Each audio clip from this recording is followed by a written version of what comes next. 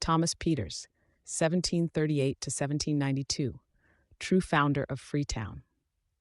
Thomas Peters was a courageous Afro-American whose efforts made possible the founding of Freetown.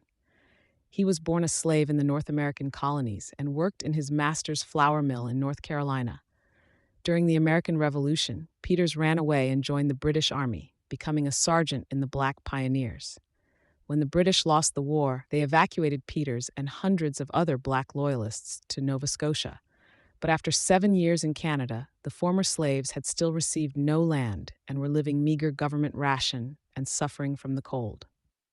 Peters, though poor and uneducated, found the courage to travel to England in search of help for his people. He was in grave danger from the moment he left Canada, as he was still legally a slave in the newly independent United States and could have been taken there and sold back into slavery by an unscrupulous sea captain. But Thomas Peters managed to reach London, and he convinced the Sierra Leone Company to send ships to help his people establish a colony in Africa.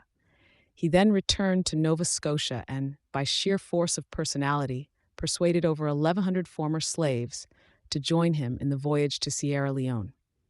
Thomas Peters and his Nova Scotians founded Freetown in 1792 near the site of the Province of Freedom, which had been destroyed several years earlier.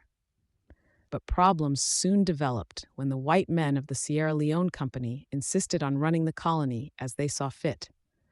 Thomas Peters confronted the English commander, demanding that his people run their own affairs through an elected committee, but he was unsuccessful in his attempt to establish self-rule.